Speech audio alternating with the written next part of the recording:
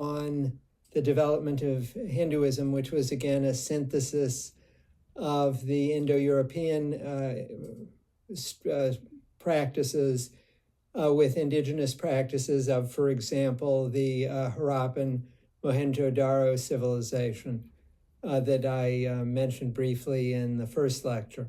So the so-called Aryan religion, the Indo-European religion, appears to have involved sacrifices to a pantheon, the pantheon of sort of anthropomorphic gods, and we'll talk about them in a few lectures from now, as well as more abstract entities, more abstract deities, more philosophically interesting and sort of spiritually or religiously sophisticated or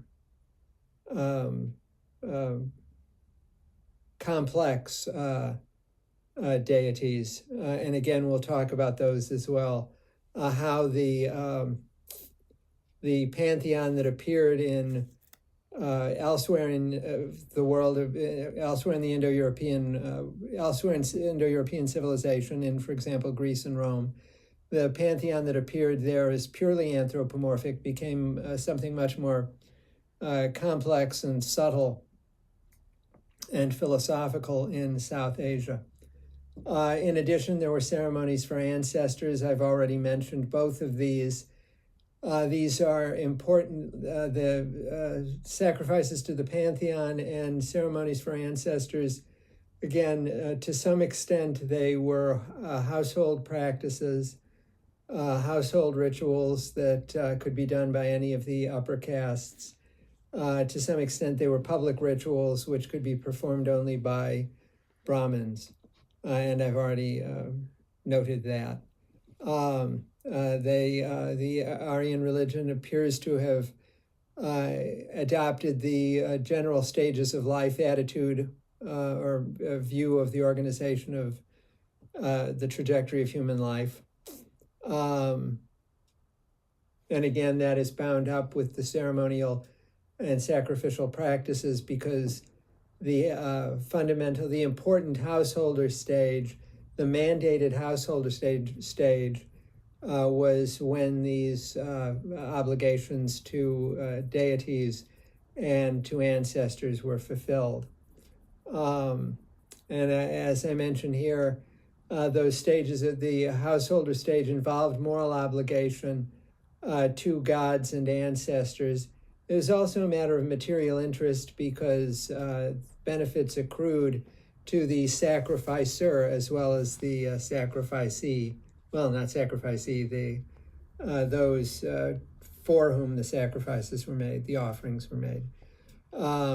There is also a practice of offering sort of worshipful offerings to one's teacher, and obligations to one's teachers are also important in this tradition. In some cases, the Aryan religion involved a vast show of wealth and power in the ceremonies. The Ashvamedha ceremony is an example of that, where it was performed or organized by a ruler, again, performed by Brahmins, officiated by Brahmins, but paid for, organized, and initiated by a ruler. And the entire rite involved allowing a horse to wander freely just to wander freely, not in anything, to wander freely, and the ruler followed the lead of the horse, conquering any areas into which the horse wandered when, if it left the boundaries of the ruler's kingdom. And this ended in the sacrifice of the horse, along with various other practices relating to the horse before it was killed, before it was sacrificed. So that's a much more, so to speak, much more obviously artha-related practice of ceremony, one that is not to a great extent the practices are sort of dharma oriented, but in this case it was obviously artha oriented. And I just ask, if it were a class, you know that they were performed by Brahmins. I just want to note here that there were different schools of philosophical interpretation of the Vedas, and of different philosophical and religious schools emphasizing or interpreting Dharma differently, and advising or adjuring different religious spiritual practices. So, for example, the Mimamsaka school that turns up in Much Ado About Religion, turns up centrally in Much Ado About Religion, was very critical of the practice of puja. This is offering of food to deities on the grounds that that food is useless to deities. Although the response to that would be something like, it's really not even though it's referred to as an offering or a sacrifice, it's really something more like a sanctification and a sharing in the divinity of the deity, thus honored, since the food is shared by those participating in the puja after it's performed. So you might offer fruit to a deity and then consume the fruit afterward. So the purpose isn't really, there's a difference between the sort of stated function of the ritual and what the implied function is. Anyway, I've already noted the daily private performance of daily puja. Okay, now we come to the Vedas. Again, the fundamental Shruti, the fundamental religious texts, these have three sections. There are three bodies of material that constitute the Vedas. The first is called the Samkhya. Again, that M means you nasalize the preceding vowel, the M with the dot under it, or sometimes it's written with the dot over it. Samkhya. This is it's referred to as the ritual material. It comprises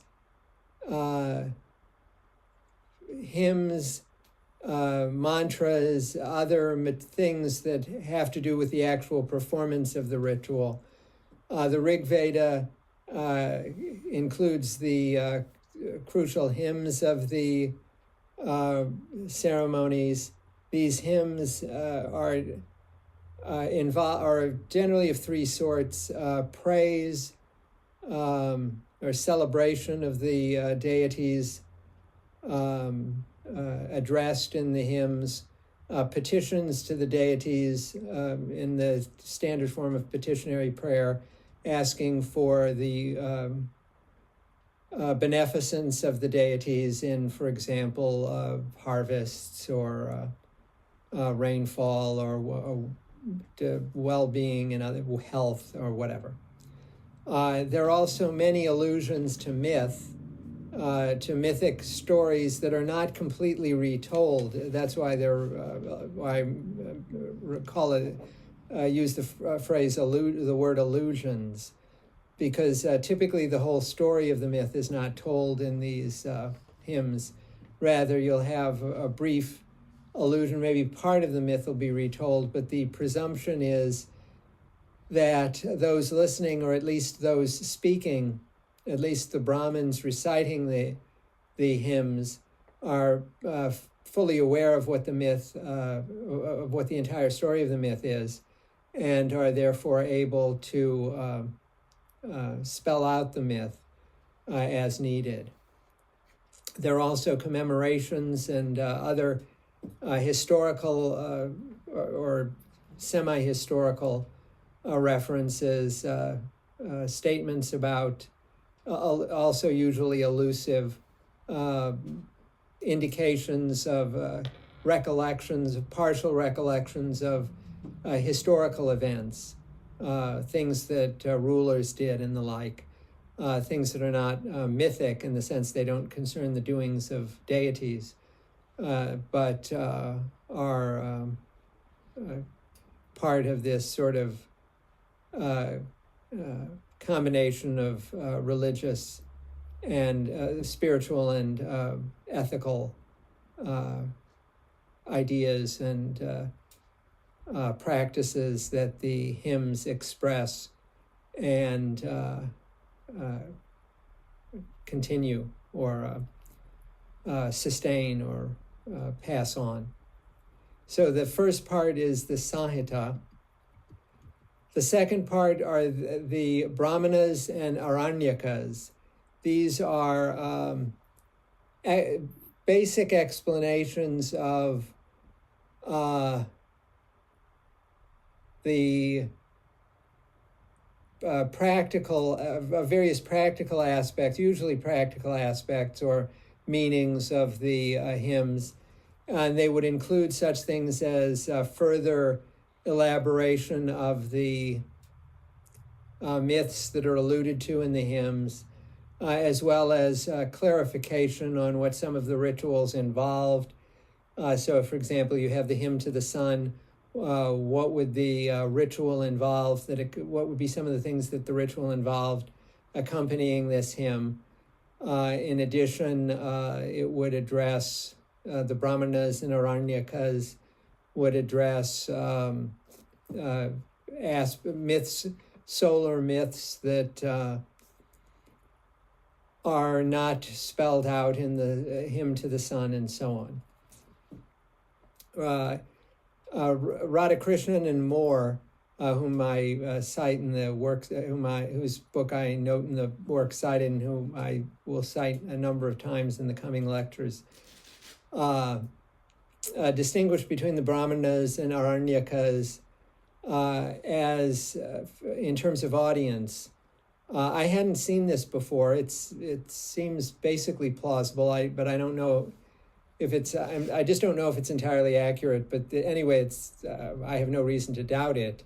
But they say that the Brahmanas are principally explanations aimed at people in the householder stage, and the Aranyakas are aimed at readers or recipients who have gone on to the forest dweller or ascetic stage. Well, I guess it would be the forest dweller stage, because in the ascetic stage you're not hauling around the Upanishads with you.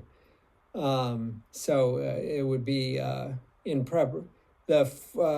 Brahmanas, their indication is are things that you should, are aspects of the Vedas that you need to understand to fulfill your obligations as a householder. The Aranyakas move to the more spiritual understandings that would be important for you in passing beyond the householder stage and developing your spiritual self-realization. And then the end of the Vedas, as it's called, is the Upanishads, which literally means correspondences. They range in their content and philosophical depth and sophistication and the degree of abstraction that they achieve.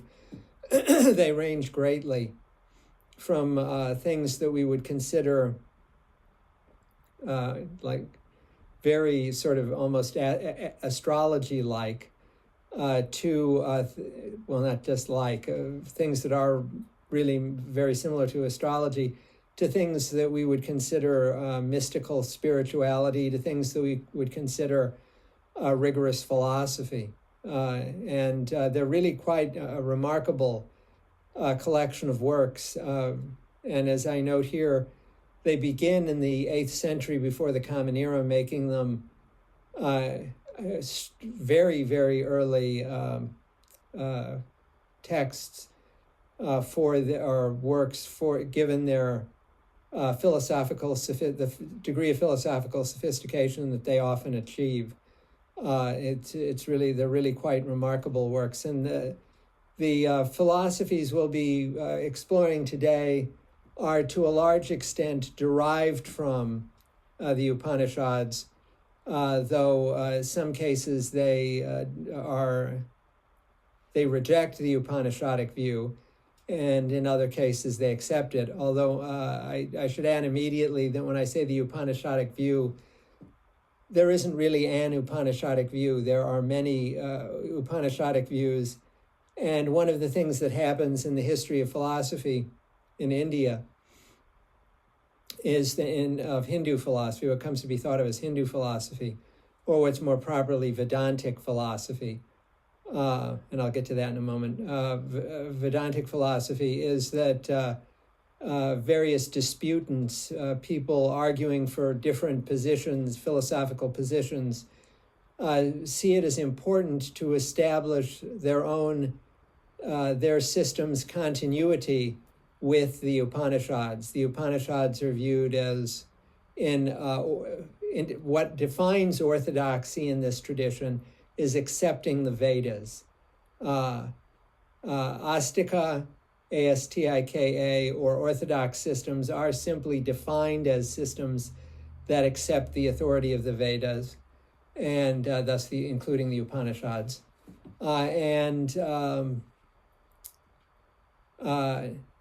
Heterodox systems, or Nastika, N-A-S-T-I-K-A, are systems that explicitly reject the authority of the Vedas, including the Upanishads.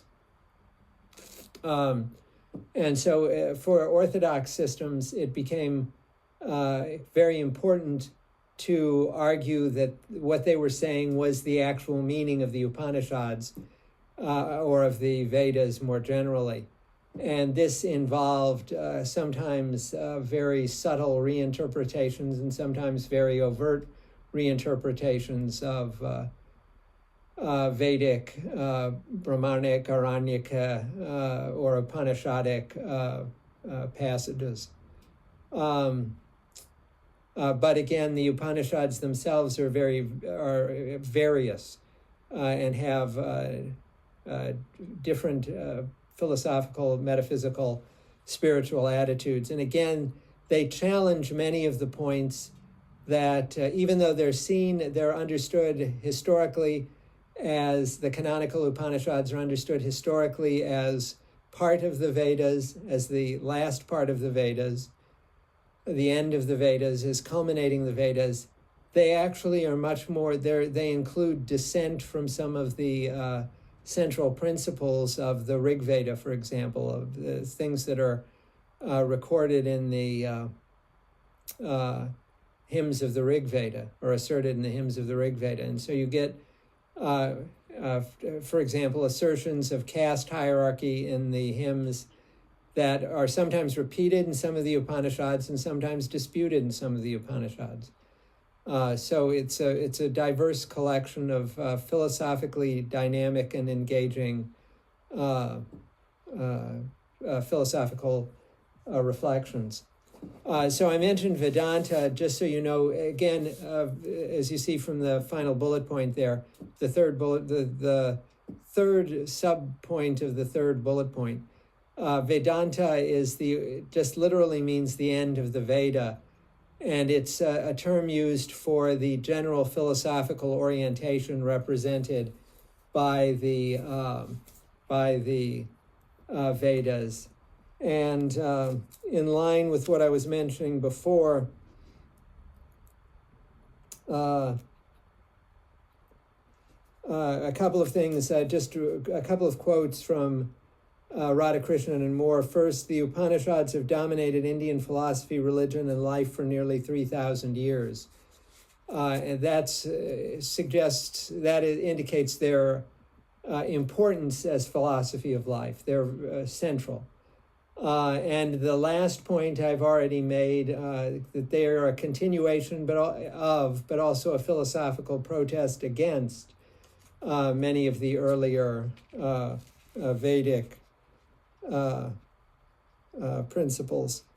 And as Radhakrishnan and more put it later in the text, the Upanishads subordinate Vedic ceremonialism and even caste duties to the supreme good of self-realization.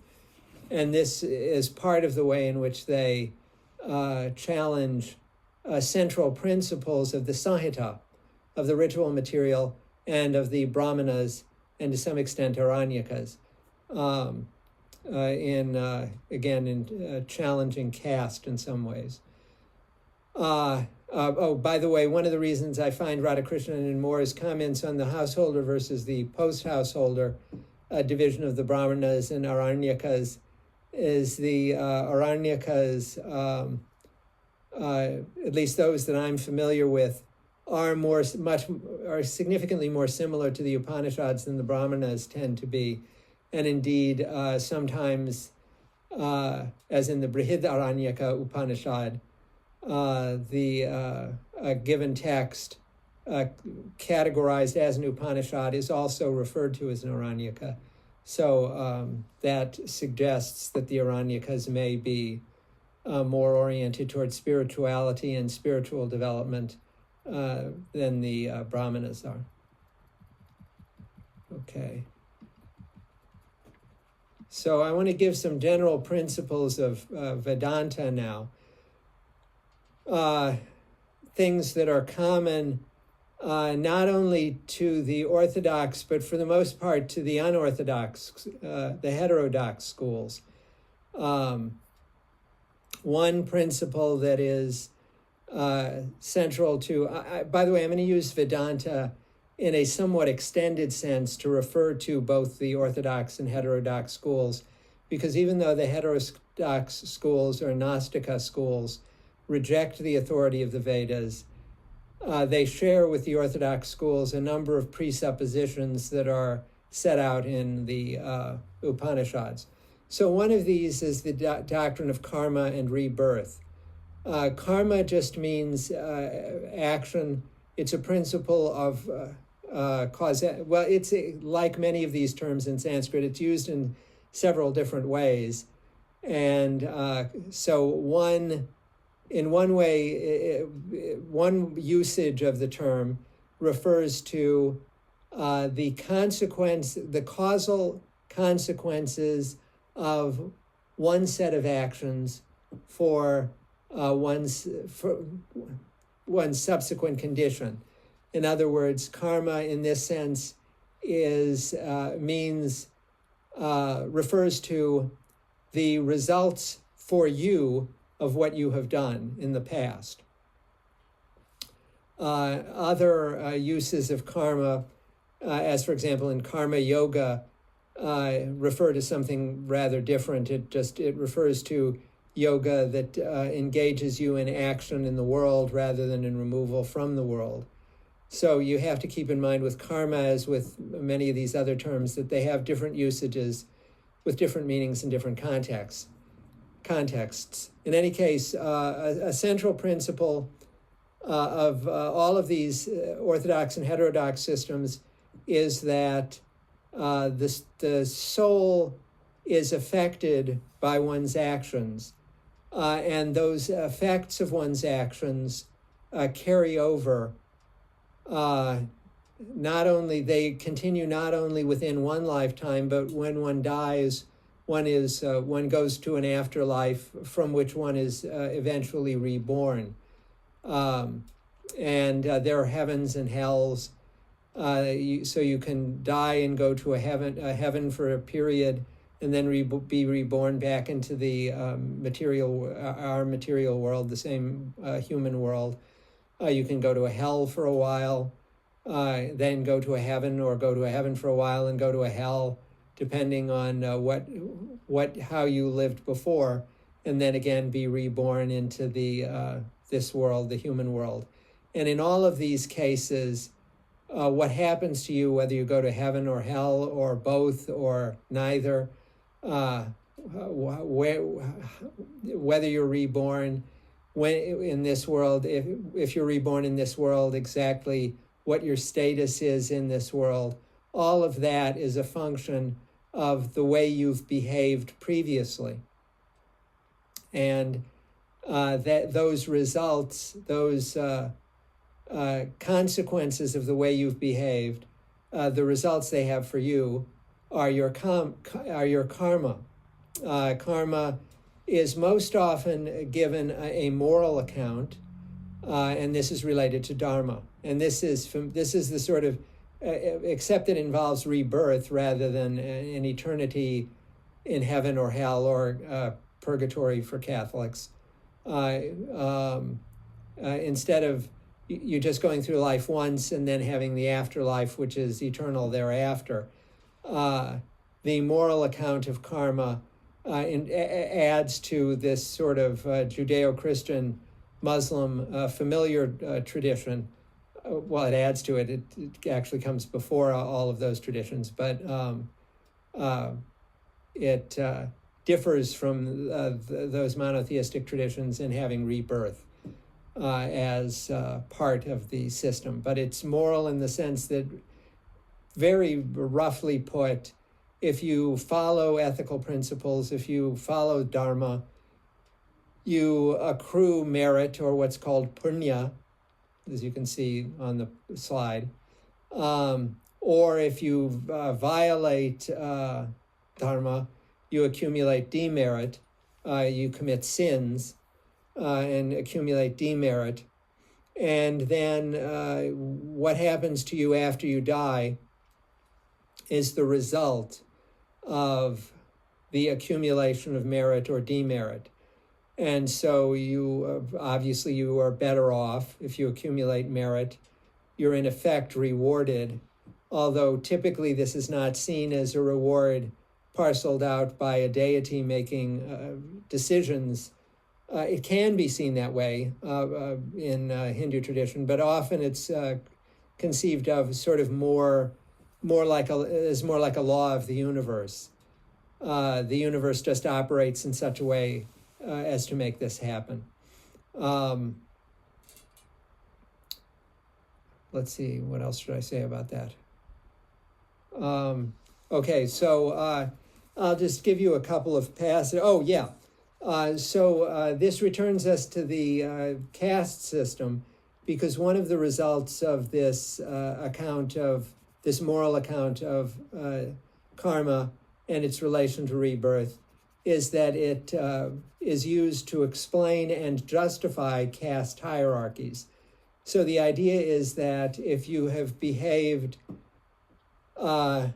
meritoriously in your past life, then you will be reborn in a form that is more spiritual in this life. So Brahmins are the people who are in charge of the spiritual activities of the entire community, and as such they should in principle be more spiritual, more spiritually meritorious, more religiously meritorious, less inclined to sin than other people, and therefore, according to this account, people who have behaved dharmically, ethically and morally in past lives are likely to achieve Brahminical status in their next life. In contrast, people who have behaved adharmically, as it's called, who haven't accumulated punya but have accumulated apunya, demerit, are reborn as lower castes, as say Shudras or fifths, Dalits, untouchables. Okay, so just a couple of quotes from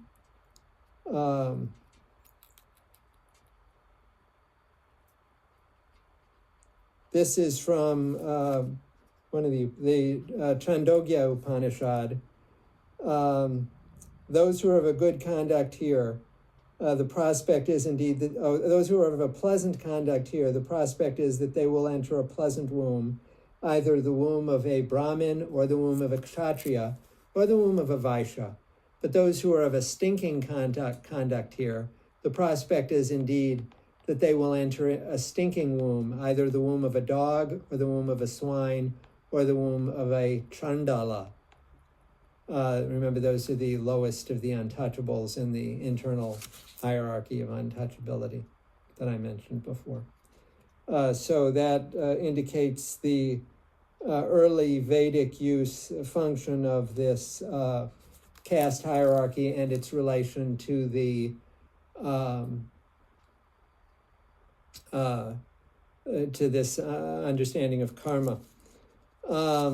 Later, in one of the most influential of the Dharma Shastras, the Manu Smriti, the laws of Manu, it says, in consequence of many sinful acts committed with his body, a man becomes in his next birth something inanimate. In consequence of sins committed by speech, a bird or a beast, and in consequence of mental sins, he is reborn in a low caste.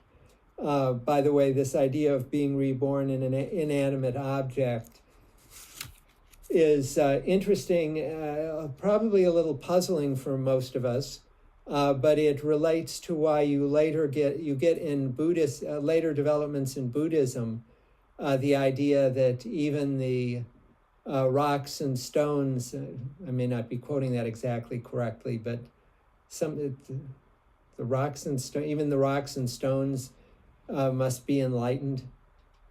I'm sorry, I know I'm not quoting that quite accurately, but you get the idea. I haven't distorted the idea, even though I don't have the quote exactly correct. That's in a particular form of Buddhism, which we'll turn to in a little bit. But it's prepared for by this idea that rebirth can lead to one's a spirit, a soul inhabiting an inanimate object. Another passage from Manu Smriti. Oh,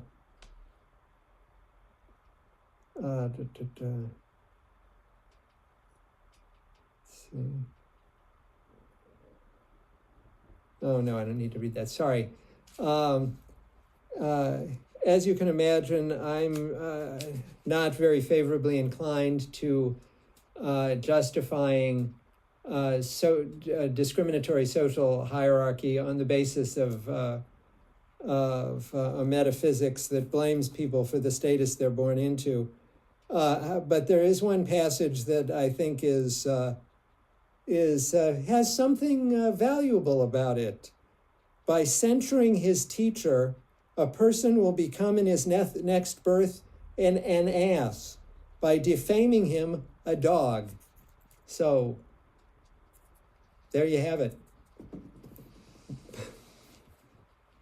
I'm joking. I'm not joking about that. Is an actual quote from the Manu Smriti. But of course, I don't think that if you criticize me, you're going to be reborn as an ass. Though maybe you should be. Anyway. The other account, so this is the moral account of karma, which is what it's usually given. Another account, which seems to me more metaphysically consistent, is what you might call the prudential account. This is the account well attested in the Upanishads that you so to speak become what you do. And the analogy I usually use for this is if you're, say, a musician, or if you aspire to be a musician, you don't become a musician just by saying, I'm a musician. You become, say, a pianist by playing the piano, practicing it hours every day and doing it repeatedly. And so you do it and you do it and you do it. And finally, after doing this many times, you are a pianist. And of course, you have to keep doing it. And that sustains you in being a pianist. The idea of the prudential account of karma is that you are born into the world with a certain degree of attachment to material things, and we'll turn to the metaphysics of this in a moment. But it's a central principle of Vedanta that, well, actually, it's given in the second bullet point, that suffering in this world is the result of attachment. and those of you who studied Buddhism recognize that this is common to Buddhism as well, which is again why I'm referring to them all in using a sort of extended, using the word Vedanta in an extended sense to include both the orthodox and heterodox systems, thus not only, say, yoga philosophy, Samkhya, Advaita Vedanta, to use some terms that you aren't familiar with yet, although you probably are familiar with yoga, but also schools such as Buddhism, which is heterodox because it rejects the authority of the Vedas. Anyway, all of them share the idea that suffering is the result of attachment to the changeable material world, and that spiritual realization comes from detaching yourself from the material world. So the prudential account of karma is that, again, you become what you do. And so specifically, it isn't concerned with whether you become a musician or not. It's concerned with whether you become more or less attached to the material world. And so as you become more attached to the material world, you suffer more. And as you become less attached, you suffer less. And the idea is that this carries over from lifetime to lifetime. In this view, there's no reason to link rebirth with the karma the karma that results from either more or less attachment. There's no reason to link that with caste status. What there is reason to link it with is the degree to which you are inclined to be attached to the material world as a sort of starting point in your new life. So suppose I go through life engaging in all sorts of sensual pleasures, indulging kama, maybe pursuing a little artha, but ignoring dharma and certainly ignoring moksha. Well, then I become more and more mired in my commitment to kama and artha, and more distant from my from any motivation that's dharmic or related to moksha. Again, spiritual liberation is actually what it means. So suppose I do that. Well, then in my next life, I'm going to start out with a high degree of attachment to kama and artha, and a low degree of commitment to dharma and moksha. And as a result, it will be harder for me to achieve spiritual self-realization in the course of that lifetime. So that's the prudential account. Very often the two are combined, so that if you're in this life, you're pursuing kama or artha, this is judged, this has effects that are basically related to dharma. These are demerits relative to dharma, and so you people who are pursuing kama or artha are likely to, in this account, are likely to, or alternatively, people who are pursuing dharma are likely to accrue merit or demerit, punya or apunya, and thus be rewarded or punished. However, once you begin to pursue moksha, then the prudential account enters, and your condition from lifetime to lifetime, the karmic residue of one life in the next life is a matter of attachment rather than of a reward for merit or punishment for demerit. By the way, I can now give a slightly more technical definition of moksha. I said it was spiritual realization before. Now that you know about rebirth, I can explain that it is actually freedom from the cycle of rebirth. So when you achieve moksha, you are no longer reborn into the material, changeable world, the world of suffering. Rather, you achieve peace, which is the alternative to suffering in the material world, according to, again, all Vedanta-derived systems. What happens to you at that point differs in systems, and we'll talk about that in a moment. There was something else I was going to say about that.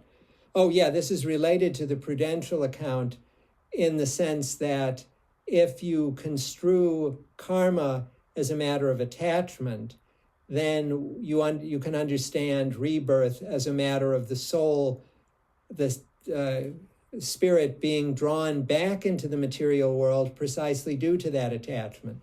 In other words, suppose I have a strong attachment to sensual pleasure and I die. That strong attachment remains with my soul, with my spirit, and it makes a sort of intuitive sense that the spirit would then seek to reconnect with that sensual pleasure, which it could do only by re-entering into the material world. However, once I have achieved detachment from the material world, that too is karmically communicated to my soul when I die, and my post-mortem soul no longer having any attachment to sensual pleasure or to artha, or indeed even to dharma. I no longer aspire to be, say, admired as I'm no longer attached to being, say, admired as a moral exemplar. Then there's nothing more to draw my soul back into rebirth in the material world, and it's free to be liberated from samsara, S-A-M-S-A-R-A, the cycle of death and rebirth. Hence, moksha, which literally means liberation. Okay, so this leads us to the, well, I've already mentioned the suffering versus peace idea. The alternative to suffering in the material world in the Vedantic system is generally not happiness, it's peace. The problem with the idea of happiness in this view is that happiness is an elevated state which tends to be lost, or you tend to become habituated to it, and therefore it tends to be part of a cycle of elevation and depression, or intoxication and, not intoxication, joy and grief, happiness and sorrow, pleasure and pain, and so on. And so that happiness often merely attaches you more to the changeable material world. And so what you have to achieve in this system is peace, is an equilibrium, which is peaceful, which is calm, which is therefore enables detachment, the ending of the longing for pleasure or for status or for some sort of moral status as a moral exemplar or whatever. Anything that is elevating and that you would strive for and that would inevitably be lost in the changeable world. So that isn't what you would aim for in aiming for moksha. In aiming for moksha, you aim for peace, and you achieve peace by overcoming attachment. One of the things you have to overcome in attachment, or the main thing you have to overcome, is all of the memory traces, as they're called, Sanskrit sanskaras, of your past attachments. So the idea is that like when you play the piano every day, you store traces of that practice in your memory. This is, to use contemporary terms, this is skills memory, not episodic memory. It isn't that you remember, oh yeah, I put my fingers in this way yesterday and in this other way the day before, and so on. It isn't that you have episodic memories like that. Rather, you have traces of the practice traces of the activity in your skills memory, and the skills memory is what allows you to be a pianist. All of those traces, but of course, in this case, we're not talking about being a pianist, but rather being attached or detached.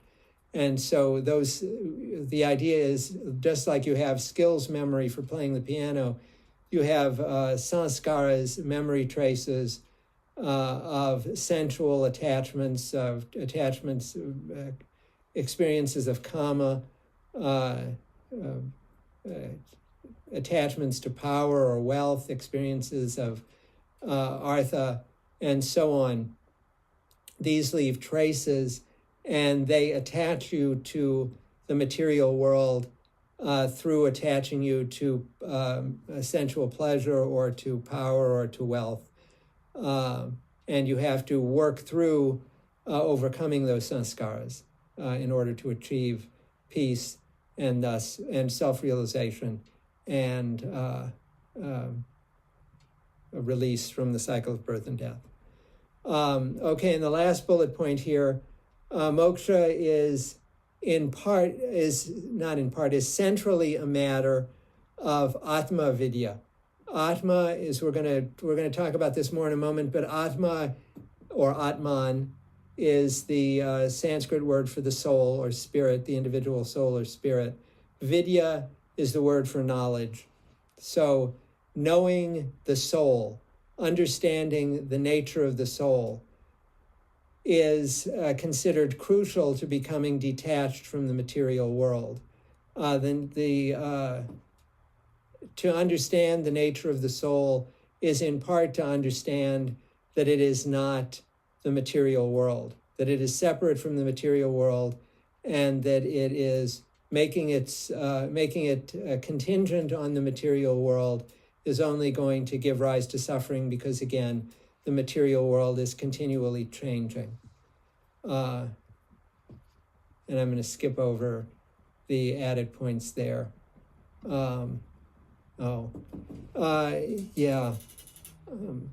Okay, I'm going to have to pause for a second.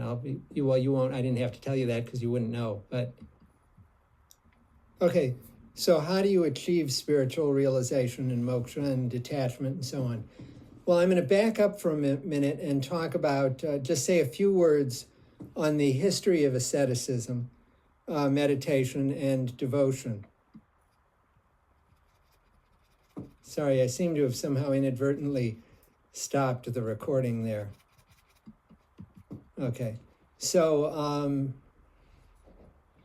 a sort of pre-Upanishadic practice, although it's sort of conceptually pre-Upanishadic, pre-Vedantic, and probably historically pre-Vedantic, but recorded instances of it, discussions of it. Well, actually, they occur pretty early now that I think of it. So it is presented as sort of prior to that. There was this practice called tapas or tapasya. It's usually translated as asceticism. It's a common word in Sanskrit philosophical texts. It's common in orthodox as well as heterodox ideas. And this is a form of self-deprivation. It's a form of discipline that involves self-deprivation and even a degree of sort of self-infliction of a kind of pain through self-denial. And the idea of tapas is that through exerting this discipline to endure suffering, and while controlling that suffering, you can reduce your attachment to the world.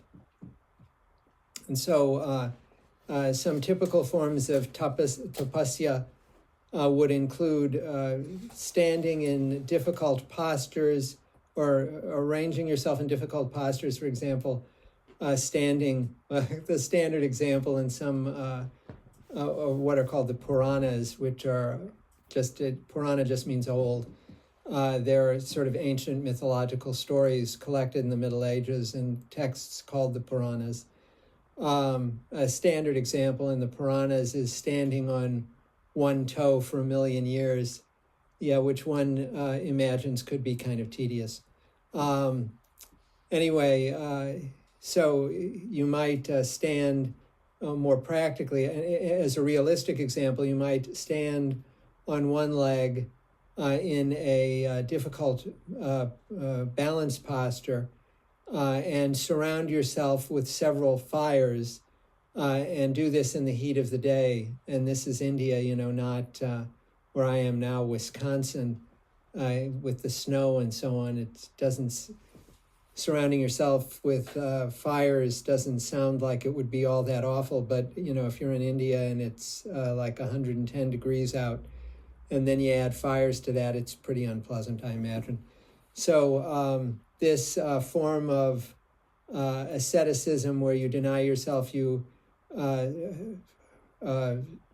just don't eat, you fast, and so on. This is this self-denial is, again, it's tapasya, it's a form of asceticism, and the idea is you come out of it with greater detachment from the material world. Mythologically, on the other hand, it's actually, tapasya is used for something very different. It's done for two things: either to build up psychic energy, which you can use for sort of mystical purposes, magical purposes. You get special powers from building up this psychic energy that you get from, it's seen as a form of internal heat, as I note in the bullet point there. And so mythologically, you often get characters in these stories who will do something like stand on one toe for 1 million years, and as a result of this will achieve these remarkable powers, sort of superhuman powers. And indeed, when we get to the Yoga Sutra, you'll see that this carries over in some of the claims made for what powers one can achieve through the practice of yoga. It's basically just reiterating the idea that tapas yields these special powers. An alternative is that that these special powers are, instead of being produced simply by the accumulation of internal heat, an alternative is that you basically impress some prominent deity with your performance of asceticism, and the deity gives you a boon, awards you in some way for this practice, which is these are sorts of versions of the prudential and reward punishment or moral views of karma, but it isn't. Neither is exact. Neither one is not concerned with moksha, and the other is not concerned with dharma, but it is still a matter of sort of internal tendency and external reward. Those of you who have read Buddhism may recall Buddha's advocacy of the so-called middle path, the rejection of self-indulgence or self-harm, infliction of suffering. Well, what Buddha is rejecting is, on the one hand, self-indulgence, which is the ordinary human lifestyle, and on the other hand, this practice of tapasya. The more common method is not tapasya, but is meditation. We find this in Buddhist practices. We find it in the yoga philosophy, although as indicated by my comment a moment ago on Atma Vidya, just on the preceding slide, some schools maintain that if you just understand, you just come to know the nature of the soul, then you'll be liberated. But most believe that you require meditative practices to make you, in some sense, intuitively realize, in some sense, experientially realize the nature of the soul, rather than merely coming to understand it as an abstract principle arrived at by reasoning. And Buddhist practices and yogic practices are designed to lead one to that spiritual realization. And we'll see that when we talk about the Yoga Sutra. A third possibility is bhakti, or devotion to a deity, in which case roughly one achieves self-realization through grace provided by the deity. It's a gift from the deity. I would say the most common view combines these, so that you have some asceticism, some self-denial to help detach you from the material world, some meditative practice that orients your mind toward experiencing the true nature of the self, but also some reliance, an understanding that one has to rely somewhat on grace from some higher power that to whom one exhibits loving devotion. Loving devotion here, bhakti, which we'll talk about later in the semester, is not merely making offerings or whatever. It's genuine feeling for and emulation of and admiration of the deity. Okay. Another set of principles that is less widely accepted in across Orthodox and heterodox schools. Indeed, there are not only are they, well, in some cases, Orthodox schools do not accept these principles. In some cases, heterodox schools do. So these are sort of more marginal, but they're very important concepts. So I'm introducing them as fundamental, even though they're not shared by all schools. There are three that I want to emphasize. Oh, is that? Okay, yeah. So there are three that I want to emphasize here. The first is the concept of Maya. Maya means illusion. And one central tenet of one version of Vedanta, most commonly associated with what's called Advaita Vedanta. Advaita means non-dual. That first letter A is just non. It's not, N-O-T, right? You add it to the beginning of a word to say it's not something. We do that in English too. Let me think of an example. Well, anonymous means not having a name. The A is not. Or anomalous means not following a general law.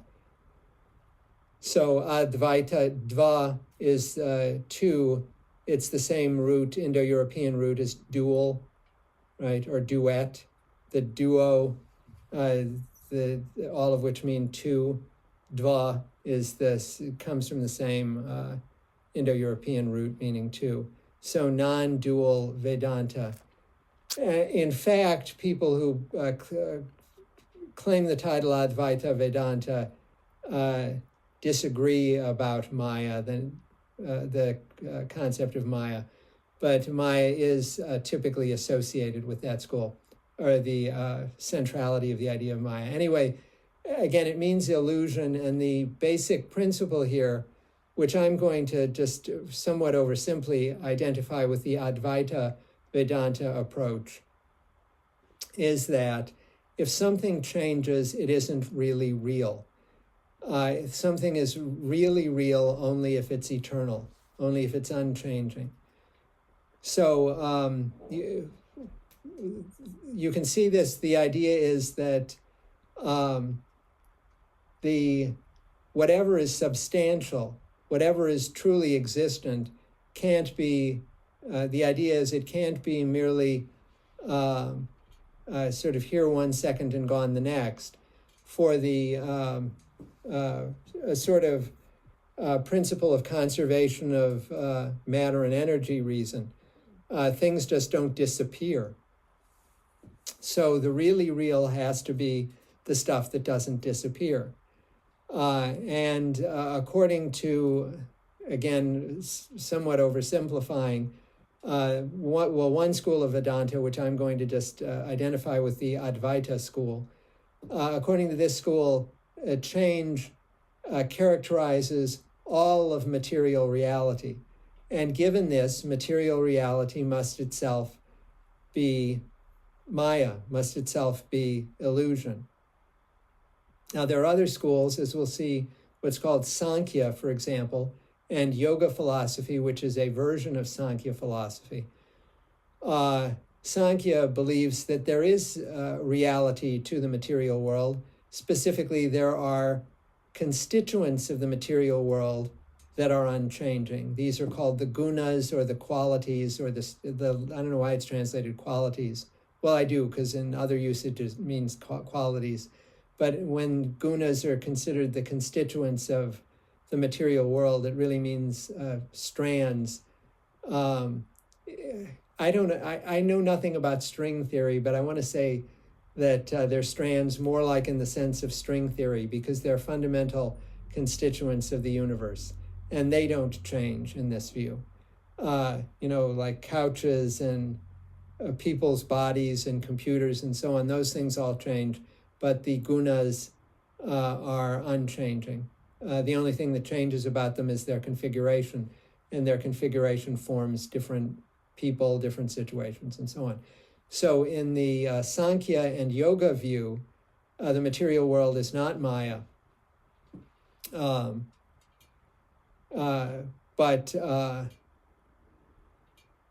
crucially, it does change, and that will have the fact that it does change, even though the gunas remain the same, is going to have the same sort of consequences in Samkhya and Yoga as it does in Advaita Vedanta, which I'll turn to in a second. But before going on to that, just to reiterate, in Advaita Vedanta, the material world as a whole is changing.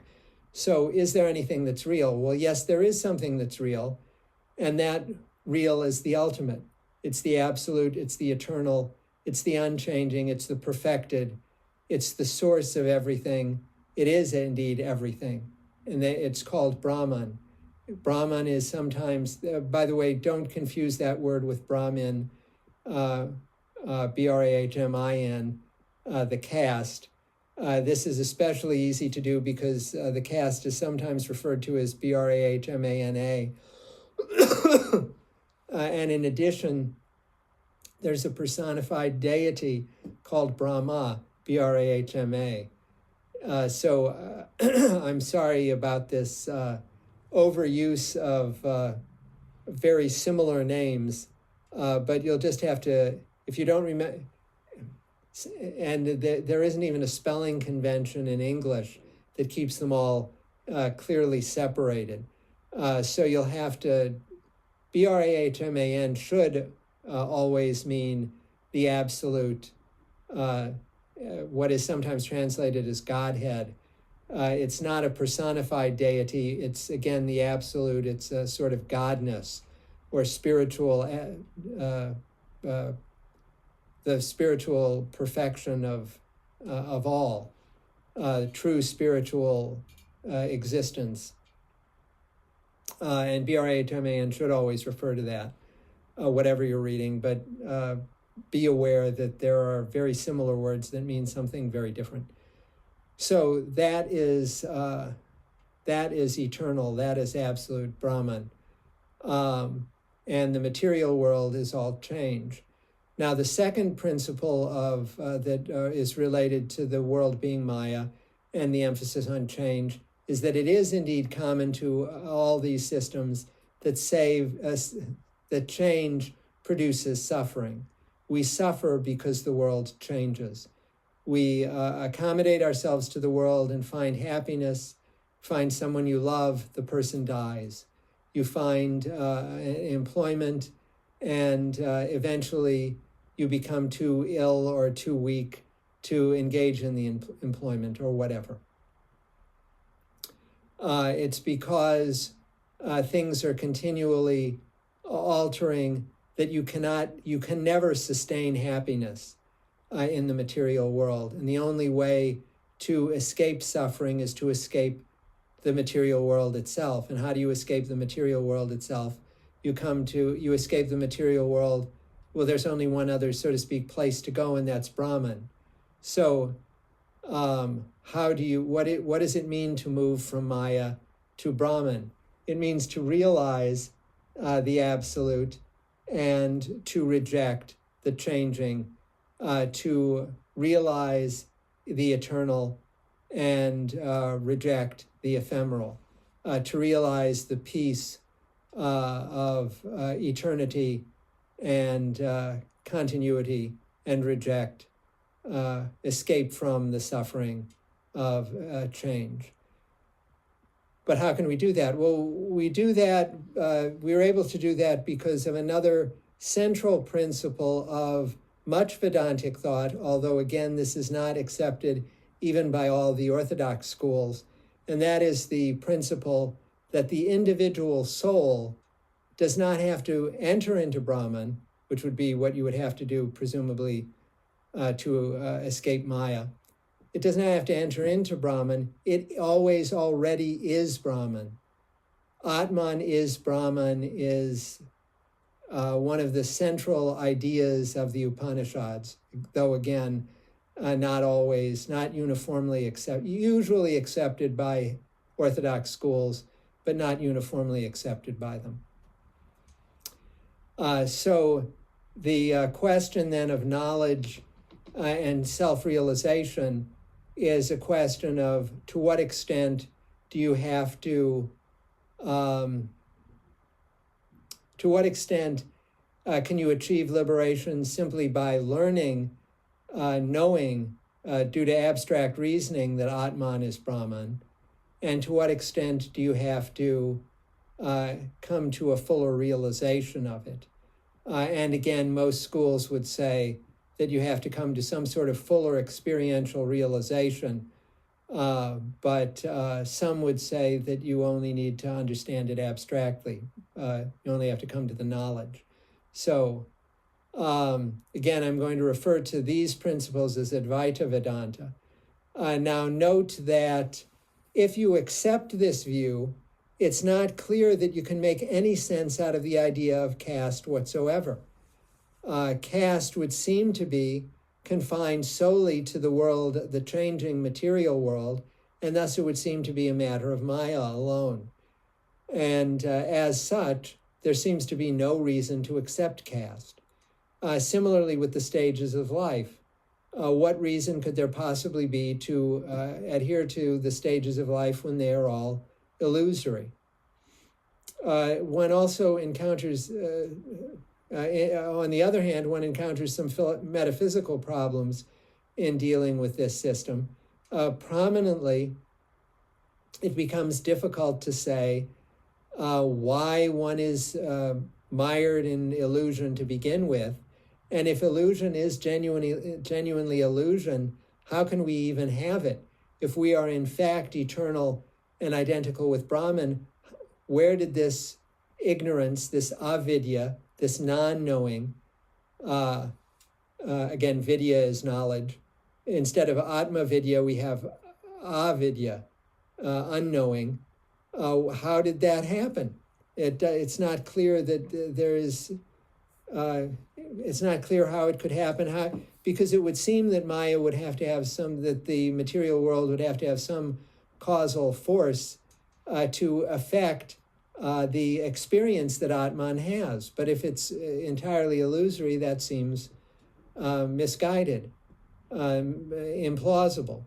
And so this is where you get, I just mentioned Shankara here as a prominent explicator of Advaita Vedanta in the commentatorial period, which comes some centuries later than the period we're talking about. I'll just name an important commentator for each of the schools we're talking about. So in part, this is where Samkhya comes in. And I've mentioned Samkhya a couple of times already in these lectures, especially today. And Samkhya is another Orthodox school Again, it's associated with yoga philosophy. They're listed as two different philosophical schools, what are called darshanas in Sanskrit. A darshana is a philosophical school. They're listed as two different philosophical schools, but in fact, they overlap almost entirely. The main difference is that Samkhya writers seem to be often content with knowledge, with the idea that knowledge will produce moksha, will lead to liberation. Whereas practitioners of yoga believe that the Samkhya system has to be incorporated into a series of practical engagements, meditative engagements, to produce a genuine experience of the identity of Atman, or the self, the true identity of the self, and thus to experience that, and that experience alone is what will give rise to liberation. Now, I've already mentioned that Samkhya accepts the existence of the material world. Samkhya uses a slightly different terminology, well, not slightly, a different terminology than the terminology we've been using thus far. Specifically, instead of referring to Atman as the soul, it refers to Purusha, which can mean a human, it can mean a male, a man, but it can also mean, as in Samkhya, spirit generally. Samkhya, unlike Advaita Vedanta, is not monistic. Non-dual Vedanta believes that there's only one thing, that's Brahman. There is no Maya. The material world doesn't exist. It's Maya. That's what makes it non-dual. Samkhya is dualistic. It believes that there are two kinds of things. One is Purusha, or spirit. The other is Prakriti, or matter. And as I've already mentioned, matter consists in the three gunas, the strands or qualities. And all the material world putatively can be explained as combinations, concatenations, integrations of these three gunas. One thing that's important to note about Prakriti is that, contrary to what you might expect, your mind and your intellect are part of Prakriti. So Purusha is only what's sometimes referred to as the observer consciousness. So it isn't, Purusha is not your memories, it's not your imagination of the future, it's not your sensory experiences. All of those things are simply part of Prakriti, they're part of the body. So talking about the mind, talking about the intellect, talking about memory, you could adopt today's accounts of all of those things in terms of the brain, the human brain, talking about the hippocampus or temporal lobe or whatever, in talking about memory or emotional memory, talking about the amygdala, or any other aspect, or prefrontal cortex, and talking about buddhi, or intellect, which is roughly the processing aspect of prefrontal cortex in modern terms. That all, I mean, they don't have that specific an idea of how the brain works in, thousands of years ago when this was being formulated, but it's perfectly consistent with what would now be, with the materialism we have now in modern neuroscience.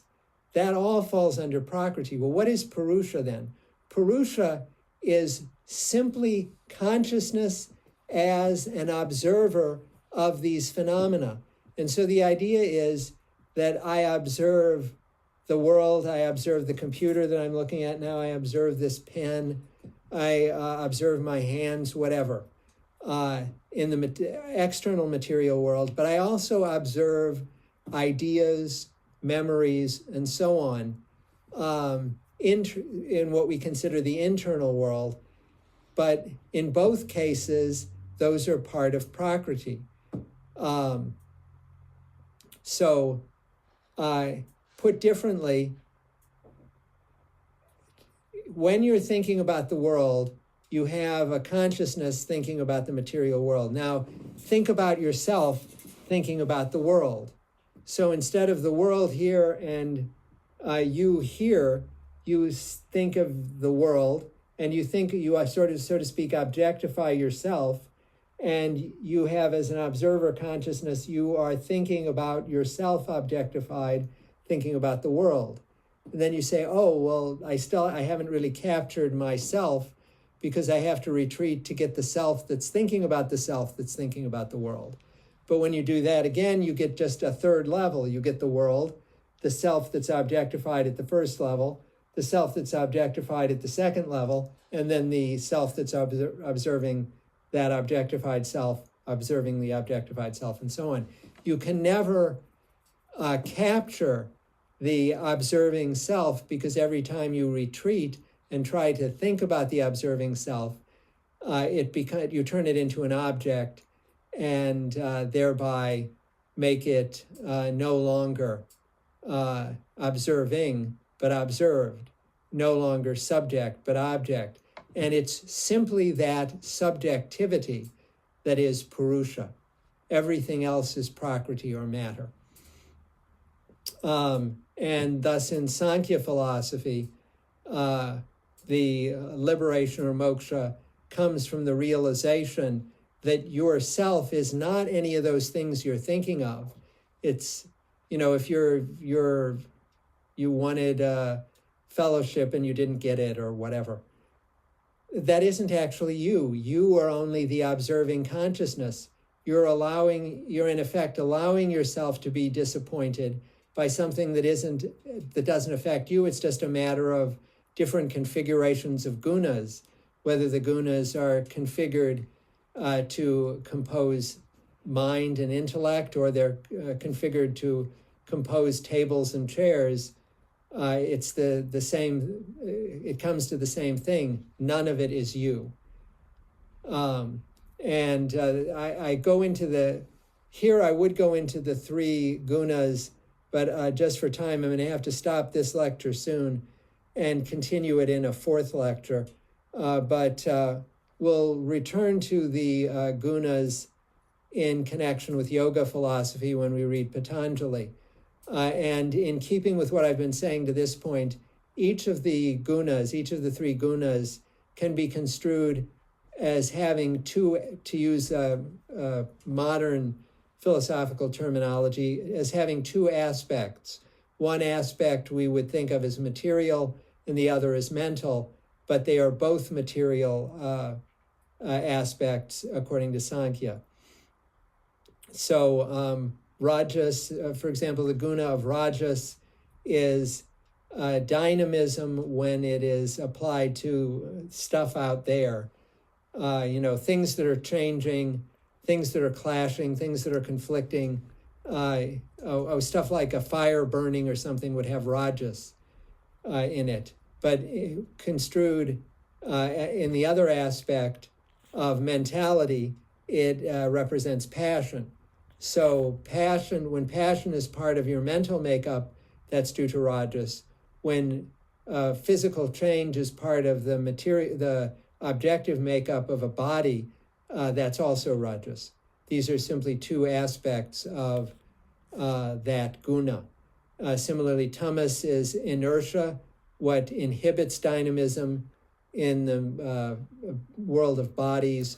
It's ignorance in the world of mind, which are again two aspects, just two aspects of Prakriti, and so on. And I'm going to try, let me see what I have next here.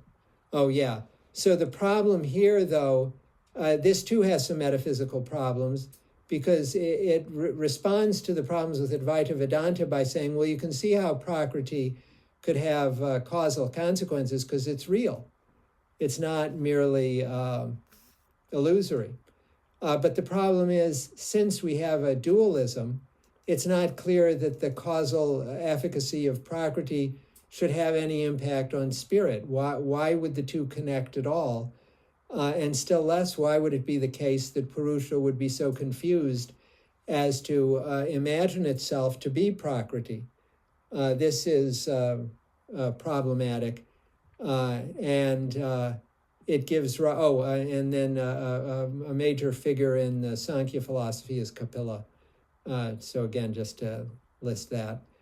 This gives rise to what's called absolute monism, which is a monistic philosophy that accepts the reality of both spirit and matter, of both, in Sankhya terms, it accepts the reality of both Purusha and Prakriti, but it maintains that they are the same, that they are two aspects of one being, one type of being. There is only one thing. It's matter-spirit. It's not one or the other. It's both. And again, those are two aspects of the same thing. And you can see how absolute monism, in effect, relates to the dual aspect component of Prakriti itself. It simply extends that in such a way as to make the dual aspect encompass the observing consciousness as well as everything that's observed.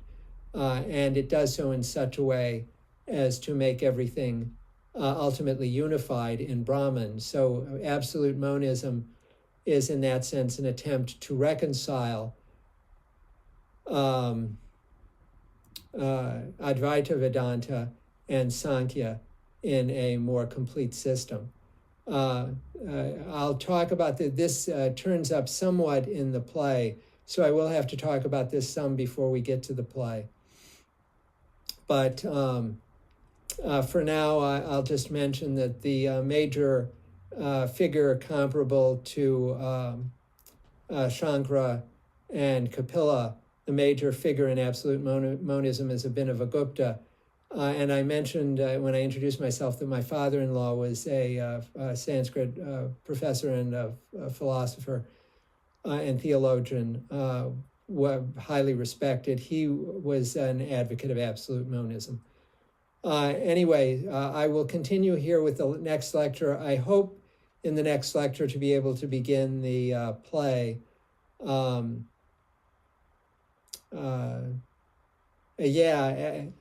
addition to absolute monism, I also have to talk about Buddhism. And you might want to, even though it's slightly out of, I don't remember whether it's out of sequence or not, you might want to wait to read the play until you've, well, I don't know, you could probably make sense out of the play anyway. Well, either way, if you want to read the play, if it turns out that I don't get to Buddhism before you're supposed to read the play and you want to read the play first, that's okay. But if you want to wait, if you want to first watch the lecture with Buddhism, that would make sense too. I think in either case, I mean, I'm going to have these posted well before the due dates, so it shouldn't be any problem getting for you to get to these by the dates on which the response papers are due. And I mean, even if you misunderstand something in the play due to a lack of background on Buddhism or whatever, that's okay. I'm not going to grade you down for that. Okay, so until next time when we take up with absolute monism and then turn to Buddhism and some other things. Thank you. And again, the struggle to find the cursor